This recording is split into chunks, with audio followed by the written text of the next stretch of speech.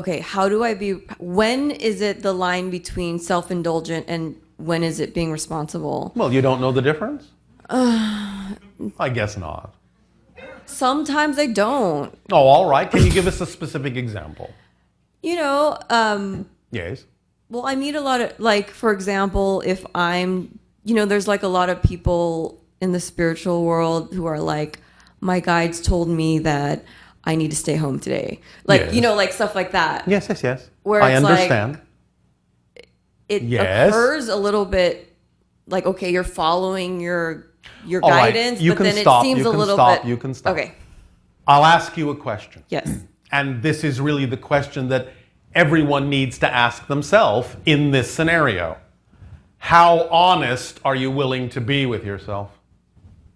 That's really the issue. How honest are you willing to be? If you're afraid to be honest because you're afraid of what you might find, then that's not going to work and you're going to experience a lot of what you're talking about. Indecision and confusion about being able to tell the difference between anxiety and excitement, or covering up your anxiety and making it appear to be excitement. This is kind of what we were talking about last night with the idea of the filter, because you can put a false positive or a false negative on things and make one thing seem to be its opposite.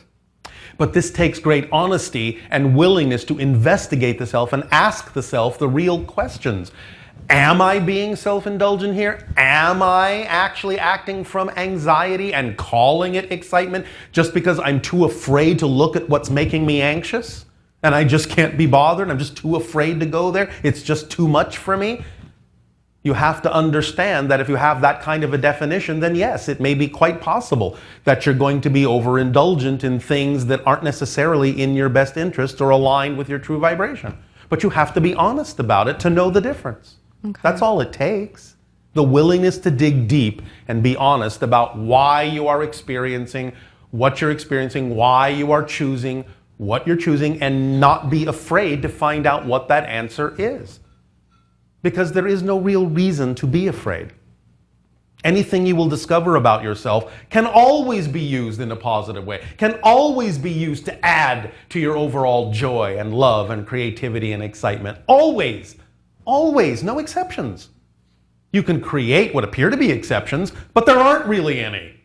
Remember, this is just belief systems making themselves seem indispensable, because that's what belief systems have to do in order to be experienced as a solid reality. Otherwise, they're just smoke and mirrors. So negative beliefs will convince you to be afraid to look for them, because they don't want you to let them go. They will reinforce themselves any way they can. They will lie to you.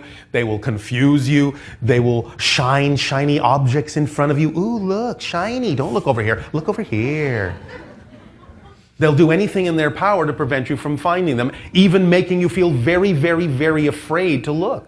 But if you understand that that's just a game, it's just a trick, then you can go looking and know that there's really nothing to be afraid of. That's the kind of honesty we're talking about. It comes with the knowledge that the only thing you could ever discover, no matter how deeply you go, is just more of the you actually prefer to be. That's all you will ever discover in the unknown, more of yourself. Okay. Is this helping? Yes.